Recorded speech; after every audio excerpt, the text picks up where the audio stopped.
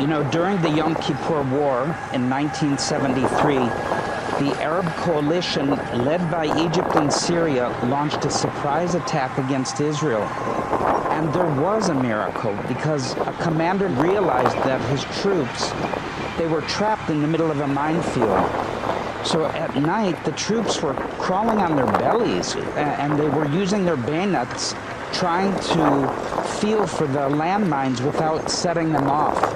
And at one point, the soldiers cried out to God for a miracle, and all of a sudden, a windstorm blew in. It's amazing.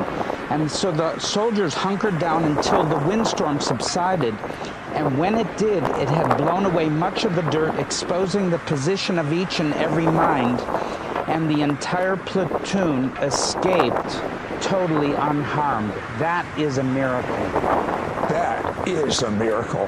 One of my producers recently uncovered Israeli news footage from December 4th, 2016 of a biblical miracle. I mean, a biblical miracle.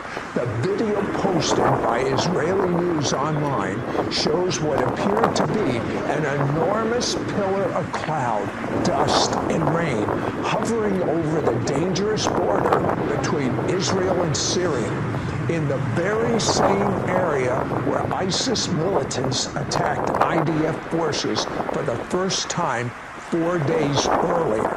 Miraculously, the mysterious cloud ended precisely at the border without entering Israel's Golan Heights region, seemingly afflicting the Syrian side while not harming Israel. It reminds me of miracles I read in the Bible during the Passover in the desert. Israel was in light and the Egyptians were in darkness. But the greatest of God's miracles is the large number of Jewish people making professions of faith in Yeshua in the last few years. Watch it. Your parents raised you Orthodox. You observed Torah, kept the feast, attended synagogue every Shabbat, and went to Hebrew school.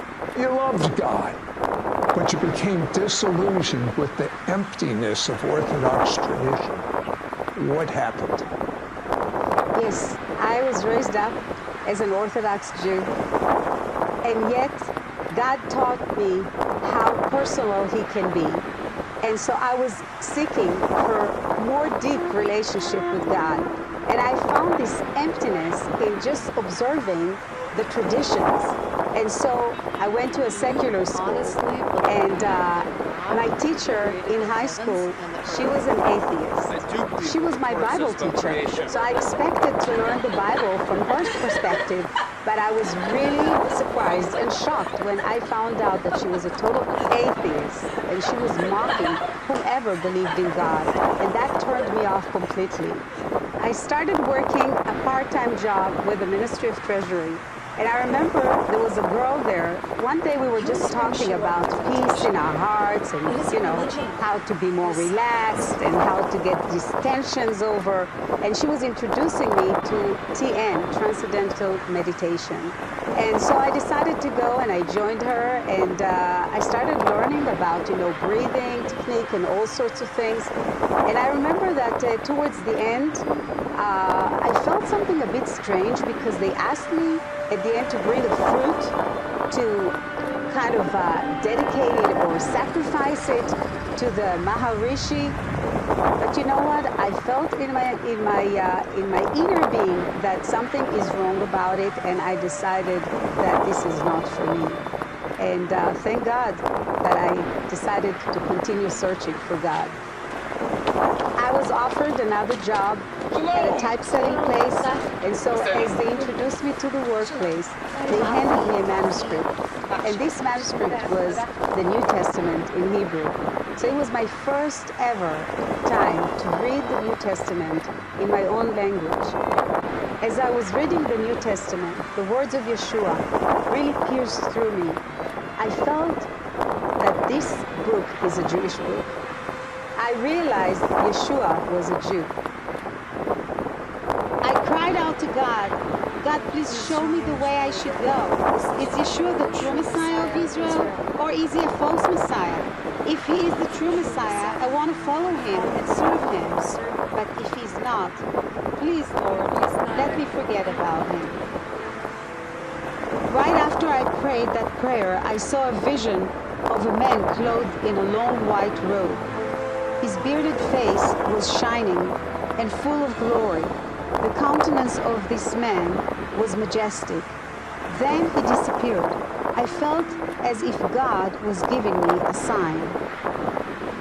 The next day I went to work, and as I was looking to the direction of the bus to come, I saw the same angel that appeared to me.